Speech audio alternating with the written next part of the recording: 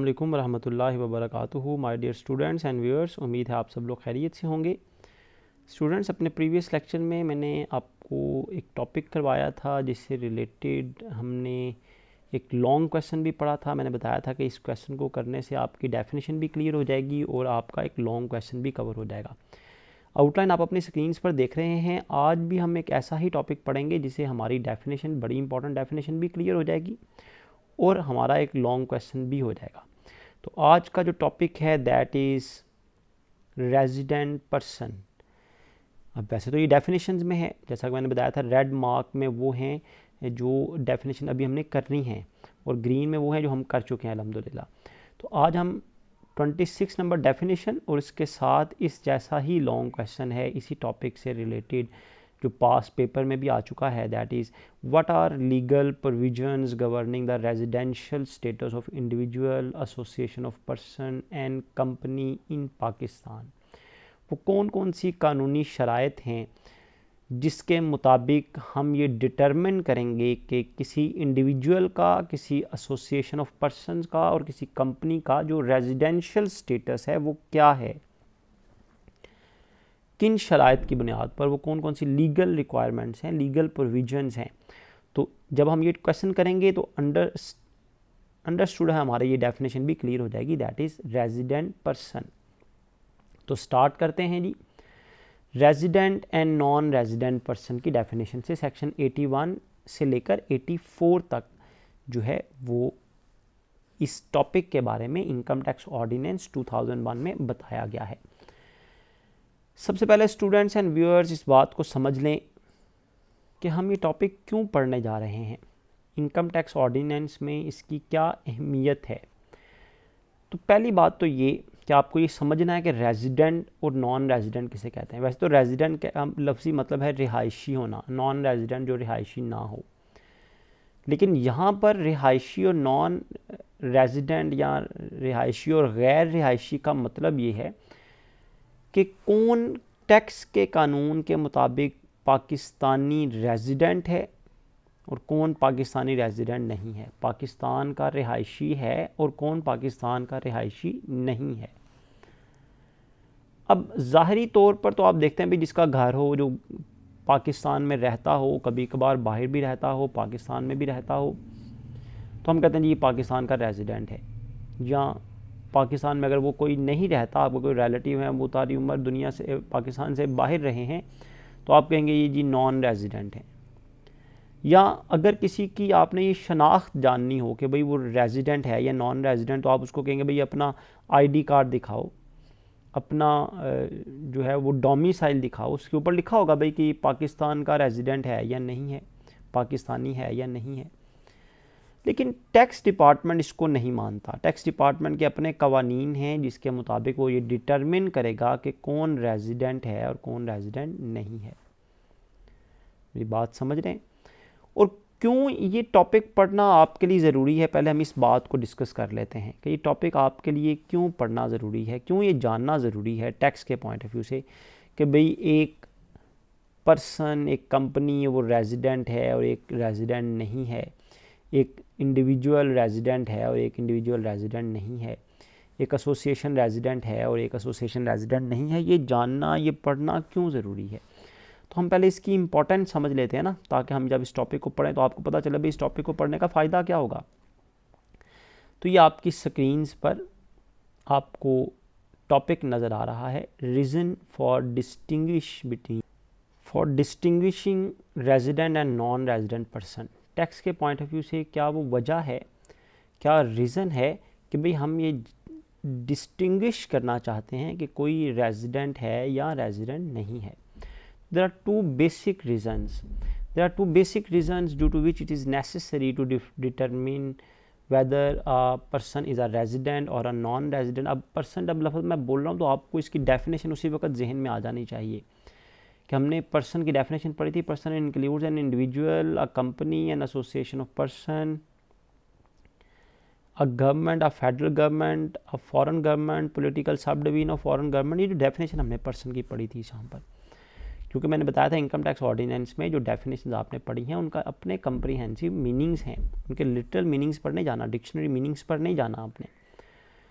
तो there are two basic reason जिसकी वजह से ये डिटरमिन करना ज़रूरी है कि क्या एक पर्सन मतलब इंडिविजुअल, कंपनी एंड एसोसिएशन वो रेजिडेंट है या नहीं है during the tax year. First है जी incidence of taxation. Tax calculation के हवाले से, इंसिडेंस ऑफ टैक्सेशन का मतलब है टैक्स कैलकुलेशन के हवाले से ये इम्पॉर्टेंट है कि हम ये डिफ्रेंशिएट करें कि भाई ये रेजिडेंट है और ये नॉन रेजिडेंट है, ये इंडिविजुअल ये रेजिडेंट है और ये इंडिविजुअल रेजिडेंट नहीं है, ये कंपनी रेजिडेंट है और ये कंपनी रेजिडेंट नहीं है, ये एसोसिएशन रेजिडेंट है और ये एसोसिएशन रेजिडेंट नहीं है। The income of a resident person is calculated by taking into account both the Pakistan source income and foreign source income।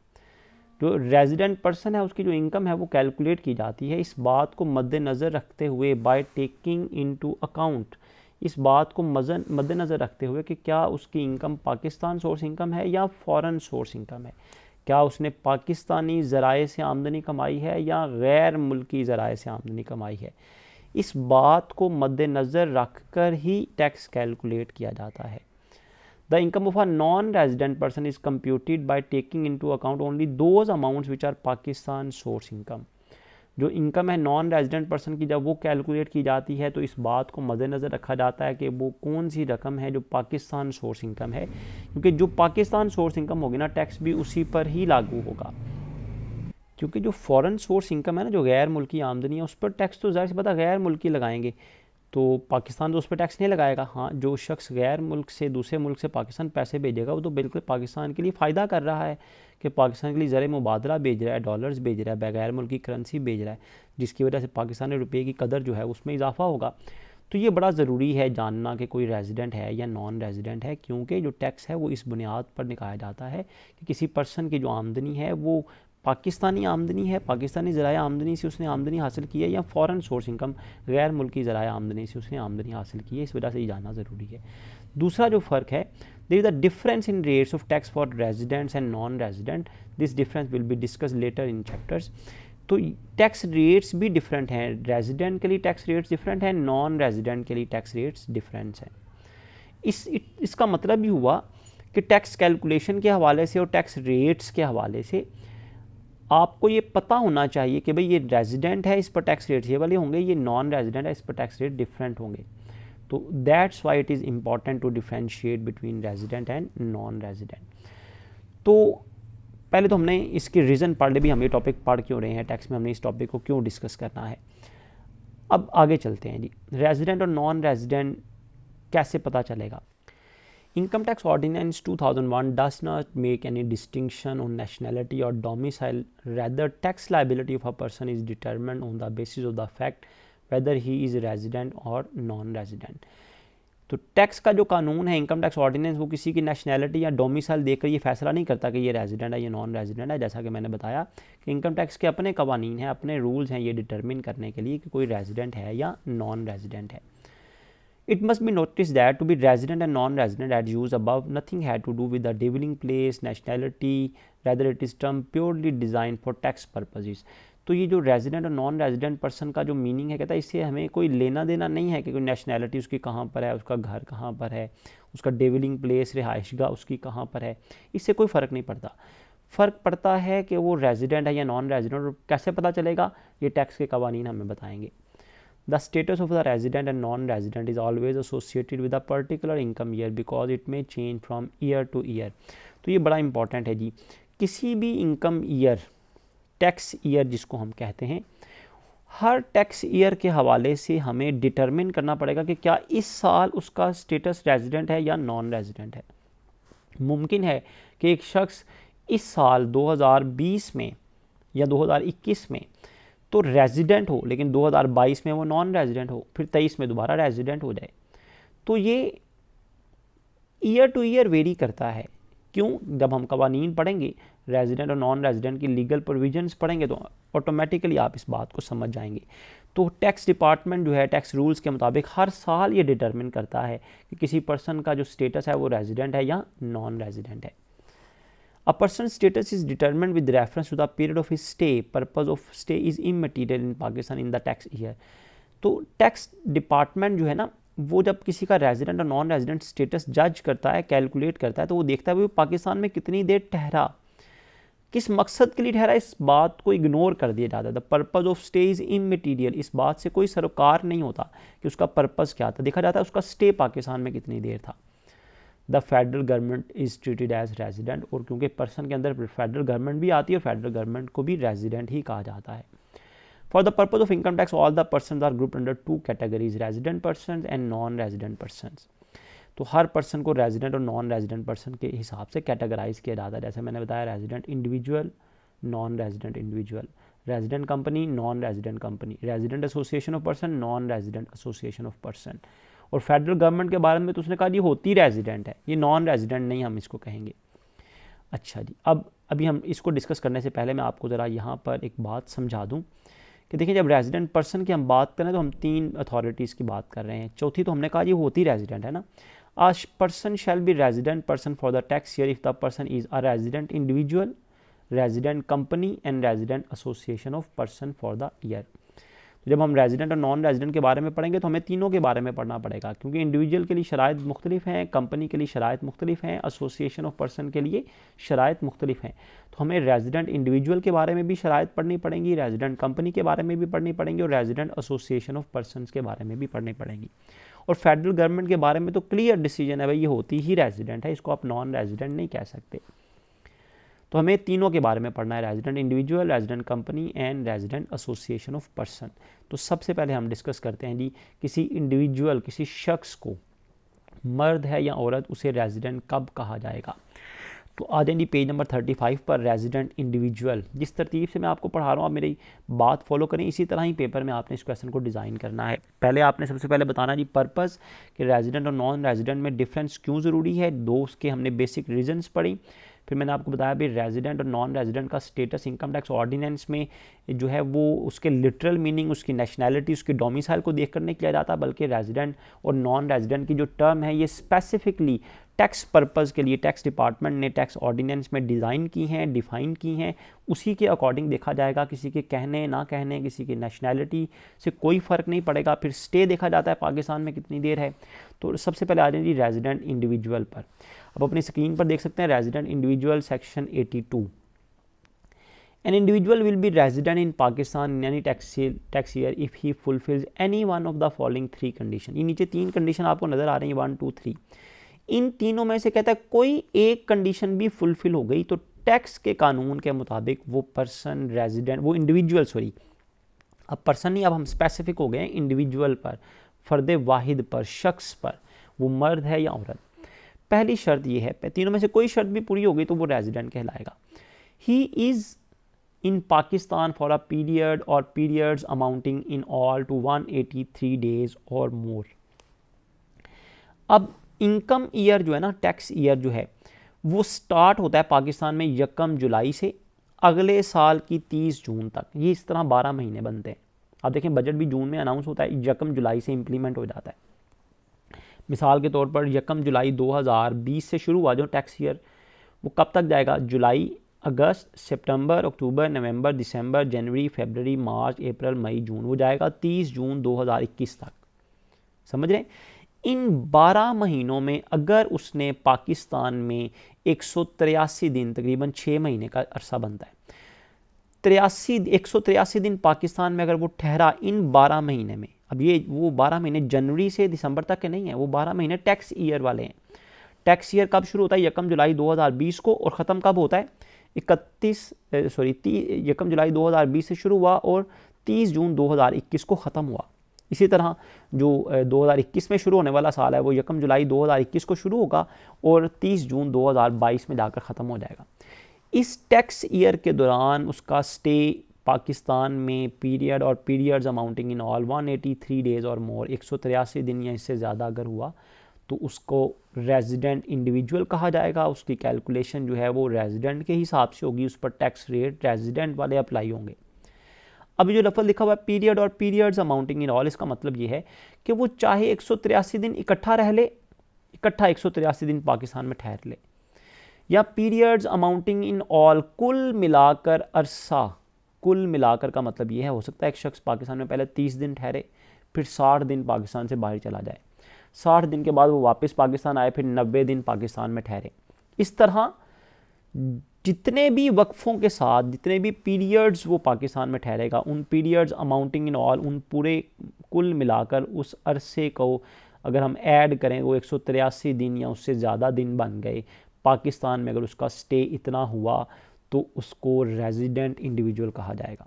चाहे वो इकट्ठे 183 दिन ठहरे, चाहे पीरियड्स अमाउंटिंग इन ऑल, चाहे कुल मिलाकर जो वक्फों से वो ठहरा है, कुल मिलाकर अगर 183 दिन हो गए तो वो रेजिडेंट इंडिविजुअल कहलाएगा। क्लियर हो गया जी। दूसरी condition, he is in Pakistan in that year for a period or for the periods amounting in all to 120 days. ऊपर तो हमने कहा था 183 दिन, लेकिन यहाँ पे वो कह रहा है जी अगर वो पाकिस्तान में ठहरे उस साल 120 दिन या 120 दिन से ज़्यादा, एंड और इसके साथ साथ within 4 year preceding the tax year, पिछले 4 साल has been in Pakistan for the period or periods amounting in all to 365 days or मोर।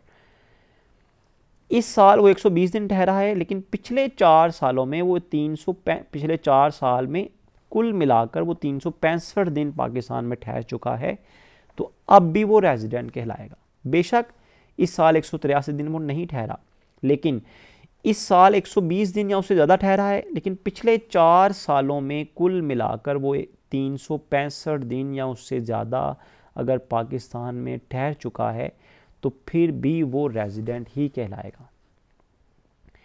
तो अगर 183 दिन ठहरेगा तो रेजिडेंट है, उससे ज़्यादा दिन ठहरेगा रेजिडेंट है। अगर 183 दिन से कम है तो फिर हमें क्या देखना पड़ेगा, 183 दिन से कम है, 120 दिन या उससे ज़्यादा है, तो फिर हमें देखना पड़ेगा पिछले 4 सालों का trend preceding the tax year. इस टैक्स ईयर से पिछले जो 4 साल हैं उसमें देखना पड़ेगा वो कितने देर पाकिस्तान में ठहरा है। तो पता ही चला कि इस साल तो वो 120 दिन ठहरा है और पिछले 4 सालों में 365 दिन ठहरा है कुल मिलाकर। एक साल में 365 दिन होते हैं ना, 4 सालों में अगर कुल मिलाकर वो 365 दिन या उससे ज़्यादा देर पाकिस्तान में ठहरा तो फिर भी वो रेजिडेंट कहलाएगा। अगर कोई इस साल 120 दिन ठहरता है लेकिन पिछले 4 सालों में वो सिर्फ 200 दिन या 250 दिन या 340 दिन पाकिस्तान में ठहरता है तो वो रेजिडेंट नहीं कहलाएगा। इस साल अगर 120 दिन ठहरा और उसके साथ साथ पिछले 4 साल कुल मिलाकर 365 दिन भी ठहरा तो फिर वो रेजिडेंट कहलाएगा। दोनों कंडीशन एट अ टाइम है, 120 दिन या उससे ज़्यादा करंट ईयर में और पिछले 4 सालों में कुल मिलाकर 365 दिन, या पिछले 3 सालों में या 2 साल में, या पिछला पूरा साल वो पाकिस्तान में ठहरता है। पूरा साल 365 दिन पूरे हो गए ना, फिर कुल मिलाकर अगर हम देखें 4 सालों में, पिछले साल 365 दिन पूरे हो गए तो पिछले 4 साल के 365 दिन से ज़्यादा हो जाएंगे, जाहिर सी बात है। और इस साल वो कितनी देर ठहरा है जी, 120 दिन, तो फिर भी वो रेजिडेंट ही कहलाएगा। तो ये दूसरी कंडीशन है। तीसरी कंडीशन है ही इज़ एन एम्प्लॉई और ऑफिशियल ऑफ फेडरल गवर्नमेंट और अ provincial government posted abroad in the tax year. वो पाकिस्तानी हुकूमत का मुलाजिम है, चाहे वो वफाकी हुकूमत का, चाहे वो प्रोविंशियल सूबाई हुकूमत का, जिसको पोस्टेड अब्रॉड किसी दूसरे मुल्क में भिजवाया गया। जैसे एम्बेसी में लोग काम करते हैं, पाकिस्तानी कई एम्प्लॉई ऐसे हैं जो वफाकी हुकूमत या सूबाई हुकूमत के मुलाजिम हैं, जिनको बाहर फ़ॉरेन ऑफिस में पाकिस्तान का जो एम्बेसी है दूसरे मुल्कों में जो पाकिस्तानियों के लिए बनाई जाती है, दूसरे मुल्कों के साथ अच्छे रवाबित कायम करने के लिए बनाई जाती है, वहाँ पे जो लोग डिप्लॉय किए जाते हैं, एम्प्लॉयज़ होते हैं, वो पाकिस्तानी हुकूमत के मुलाजिम होते हैं, वो पाकिस्तानी हुकूमत से तनख्वाहें लेते हैं। तो ऐसा कोई एम्प्लॉय जिसको पाकिस्तानी हुकूमत ने, वफाकी या सूबाई हुकूमत ने पोस्ट किया हुआ है किसी दूसरे मुल्क में, posted abroad in the tax year, तो वो बेशक पूरे साल पाकिस्तान ना आए कहलाएगा वो रेजिडेंट, क्योंकि वो पाकिस्तानी हुकूमत का मुलाजिम है। मेरा ख्याल अब आप इन तीनों शराइत को समझ गए होंगे। तो इंडिविजुअल शख्स के लिए ये शराइत हैं जी कि 183 दिन पाकिस्तान में ठहरे या 120 दिन ठहरे और पिछले 4 सालों में 365 दिन ठहरे, या वो पाकिस्तानी किसी भी वफाकी या सूबाई हुकूमत का मुलाजिम हो। इसकी एक्सप्लेनेशन हम देख लेते हैं जी, वही एक्सप्लेनेशन है जो ऊपर हमने पढ़ी है।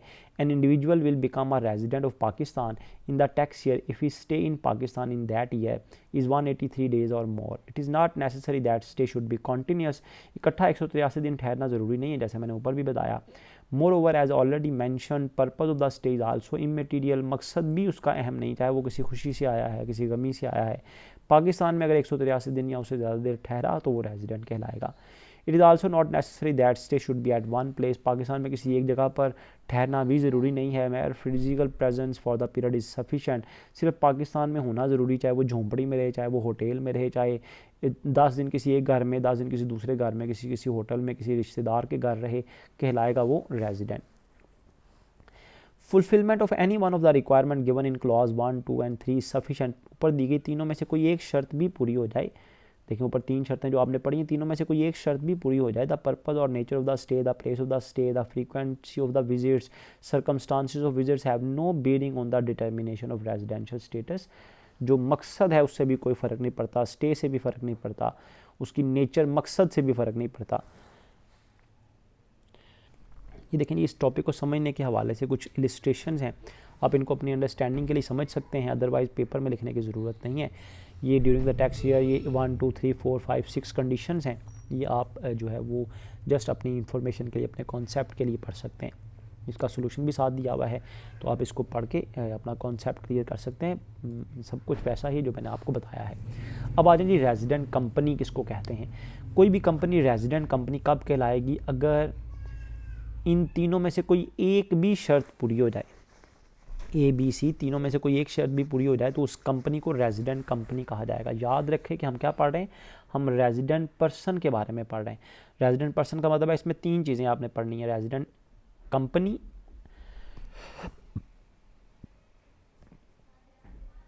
Resident individual, resident company, resident association of persons.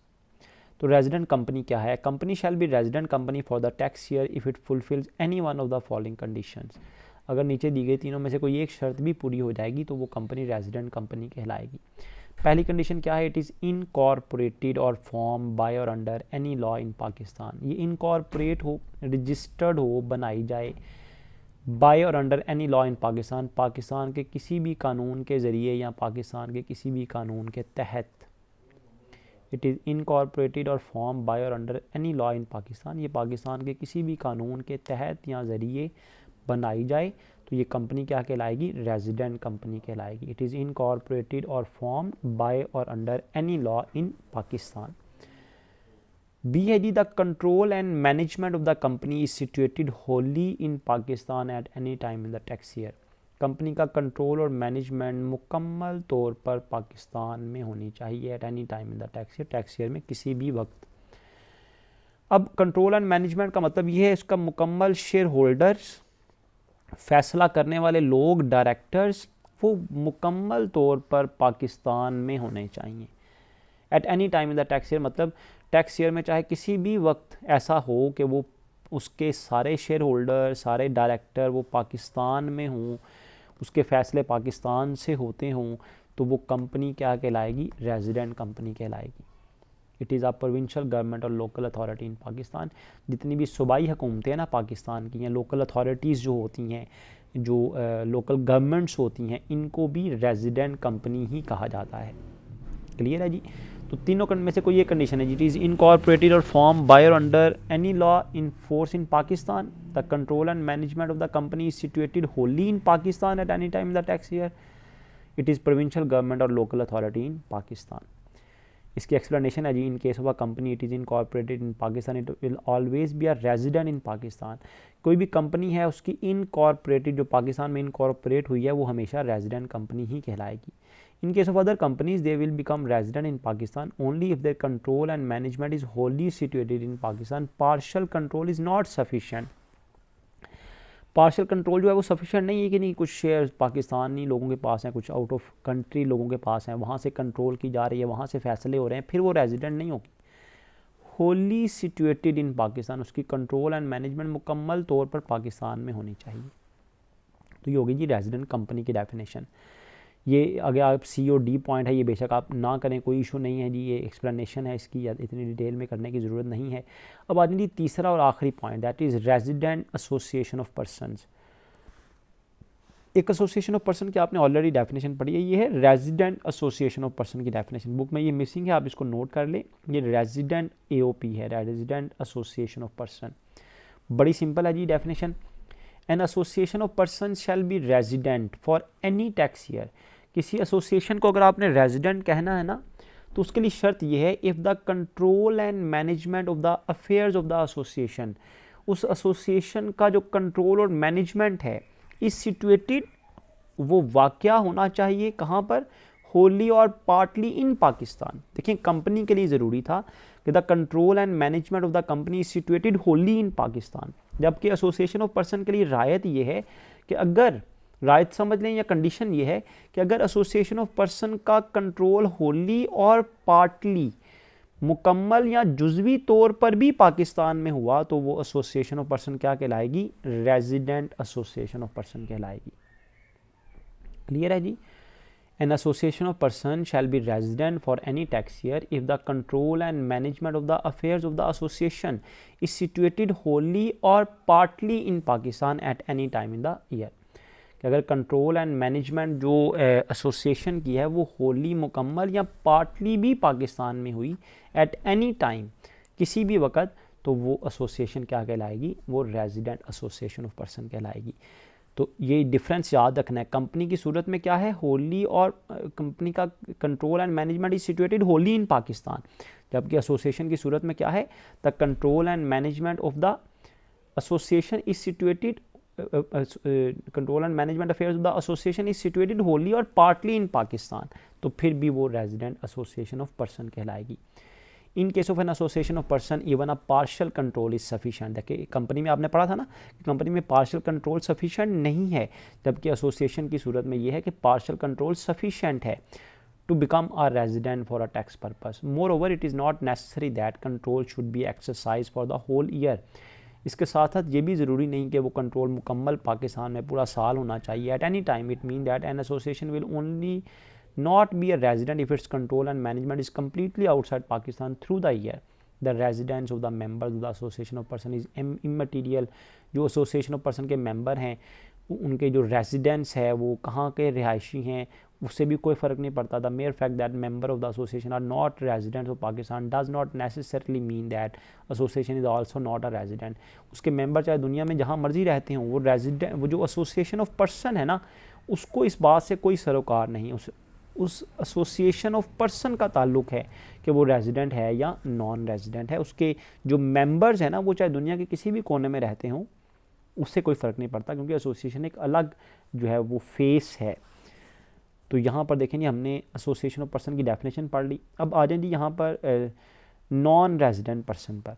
अब सिंपली देखें आपने ये पढ़ा है कि जो रेजिडेंट है ना उसके लिए ज़रूरी है भाई कि वो रेजिडेंट एसोसिएशन हो, रेजिडेंट कंपनी हो, रेजिडेंट इंडिविजुअल हो। अब नॉन रेजिडेंट कौन होगा, बड़ा सिंपल है जी। देखें जब भी किसी के बारे में ये डिसाइड करना है कि वो नॉन रेजिडेंट, तो हम देखेंगे भाई वो रेजिडेंट है या नहीं है।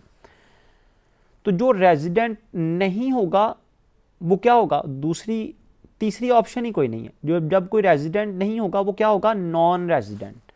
Non-resident persons under the income tax ordinance 2001 person shall be a non-resident person for a tax year if the person is not a resident person for that year। अगर वो resident person नहीं है तो वो क्या कहलाएगा, non-resident person कहलाएगा। The conditions for becoming a resident individual, resident company and resident association of person have been explained in detail in the preceding pages। One must not have any problem now in distinguishing whether any person is resident or non-resident during a tax year। किसी को अब कोई मसला नहीं होना चाहिए कि किसी पर्सन के बारे में ये डिसाइड करना हो कि वो रेजिडेंट है या नॉन रेजिडेंट है। आप रेजिडेंट के बारे में पढ़ें, जो रेजिडेंट की डेफिनेशन पे पूरा नहीं उतरेगा वो नॉन रेजिडेंट कहलाएगा। आखिर में ये टॉपिक तो हमारा यहाँ पर कंप्लीट होगा। मेरी बात ज़रा ध्यान से सुन लें। पेपर में जब क्वेश्चन आएगा ना तो लॉन्ग क्वेश्चन तो आपको इसी तरह ही आएगा जी। रेजिडेंशियल स्टेटस में आपको रेजिडेंट और नॉन रेजिडेंट तीनों के बारे में बताना पड़ेगा कि रेजिडेंट इंडिविजुअल है, रेजिडेंट एसोसिएशन ऑफ पर्सन है या रेजिडेंट कंपनी इन पाकिस्तान है। डेफिनेशन में सम टाइम क्या होता है, बल्कि अक्सर ऐसा होता है कि वो रेजिडेंट पर्सन के बजाय पूछ लेता है रेजिडेंट इंडिविजुअल लिखें, तो फिर आपको बड़ा शॉर्ट हो जाएगा आपका काम। आपको फिर सिर्फ रेजिडेंट इंडिविजुअल के बारे में लिखना है। रेजिडेंट इंडिविजुअल के बारे में यहाँ से देखें ये स्टार्ट होगा और ये 3 कंडीशन लिखनी है और ये थोड़ी सी एक्सप्लेनेशन लिखनी है, बस इतनी डेफिनेशन आपने लिखनी है। अगर उसने पूछा रेजिडेंट इंडिविजुअल, इस तरह वो आपसे सिर्फ रेजिडेंट कंपनी के बारे में पूछ सकता है तो डेफिनेशन में ख़ास तौर पे, तो आपने सिर्फ रेजिडेंट कंपनी के बारे में ये वाला पॉइंट लिखना है यहाँ से यहाँ तक। इस तरह रेजिडेंट एसोसिएशन ऑफ पर्सन, अक्सर स्टूडेंट्स ये भी गलती करते हैं कि एसोसिएशन ऑफ पर्सन की डेफिनेशन पूछी जाती है, वो रेजिडेंट एसोसिएशन ऑफ पर्सन की डेफिनेशन लिख देते हैं। तो याद रखें हमने जो पहले डेफिनेशन पढ़ी थी 2.5 लाइन की, वो डेफिनेशन थी एसोसिएशन ऑफ पर्सन की, वो डिफरेंट है। ये है रेजिडेंट एसोसिएशन ऑफ पर्सन। अगर ये पूछी जाएगी तो लिखा जाएगा रेजिडेंट एसोसिएशन ऑफ पर्सन। अगर सिंपली एसोसिएशन ऑफ पर्सनस के बारे में पूछा जाता है तो वो आपने वो वाली डेफिनेशन लिखनी है जिसके बारे में हमने पढ़ा था। मैं दोबारा से रिवाइज कर देता हूँ आपके सामने। Association of person includes a firm, a Hindu undivided family, an artificial judicial person, and any body of person formed under the foreign law. However, it does not include a company. याद है page number 15 पे थी शायद, वो definition हमने पढ़ी थी, वो आपने यहाँ पर नहीं लिखनी, वो सिंपली एसोसिएशन ऑफ पर्सन की डेफिनेशन है। हाँ जी, पेज नंबर 15 पर ही है, सेक्शन 2 है, सब सेक्शन 6 है। तो वो है सिंपली एसोसिएशन ऑफ पर्सन की डेफिनेशन, ये है रेजिडेंट एसोसिएशन ऑफ पर्सन की डेफिनेशन। क्लियर हो गया जी। अगर पूछा जाएगा पेपर में रेजिडेंट पर्सन तो फिर आपने तीनों लिखने हैं, इंडिविजुअल भी, रेजिडेंट कंपनी भी, रेजिडेंट एसोसिएशन ऑफ पर्सन भी। और अगर वो आपसे सिंपली पूछे भी आप रेजिडेंट इंडिविजुअल लिखें, रेजिडेंट कंपनी लिखें या रेजिडेंट एसोसिएशन, तो फिर आपने इनको अलग अलग लिखना है। क्लियर है जी। तो यहाँ पर हमारा ये कंप्लीट क्वेश्चन भी हो गया और हमारी ये डेफिनेशन भी कंप्लीट हो गई। मैंने कहा था जिनको हम पढ़ते जाएंगे उनको हम ग्रीन करते जाएंगे, तो इसको देखें जब हम ग्रीन कर देते हैं इस टॉपिक को, लें जी, ये भी हमारा रेजिडेंट पर्सन की डेफिनेशन भी हो गई और ये लॉन्ग क्वेश्चन भी हमारा अल्हम्दुलिल्लाह कंप्लीट हो गया। इसको भी हम ग्रीन कर देते हैं ताकि हमें याद रहे भाई हमने ये टॉपिक पढ़ ली हुए ऑलरेडी, बल्कि ये 2, 3 और 4 तीनों हो गए ना, इन तीनों को ग्रीन कर देते हैं हम। ये लें जी, क्लियर है जी। तो अब हमारी डेफिनेशन तकरीबन राउंड अबाउट 21 डेफिनेशन हो गई हैं आई थिंक, और ये 3 लॉन्ग क्वेश्चन हमारे हो चुके हैं। तो इसी तरह ही इंशाल्लाह ताला जब तक ये ऑनलाइन क्लासेस हैं हम कोशिश करेंगे मैक्सिमम अपना सिलेबस जो है वो कंप्लीट करें। भी हम रूटीन की स्पीड से तो पीछे हैं, जाहिर सी बात है, अगर क्लासेस रूटीन से चल रही हो तो हम काफ़ी आगे चले चुके होते। चलें एनी हाउ, यहाँ पर मैं अपना लेक्चर जो है वाइंड अप करता हूँ इस दुआ के साथ कि आप लोग अल्लाह ताला आपको इस्तकामत दे, आपको मेहनत करने की तौफीक दे, अपने माँ बाप का नाम रोशन करने की तौफीक अता फरमाए। अल्लाह ताला आपको 5 वक्त का नमाजी बनाए, माँ बाप का मुअद्दब बनाए, उस्तादा का मुअद्दब बनाए। अल्लाह ताला हम सब के हामी नासिर हों। जज़ाकुमुल्लाह खैर।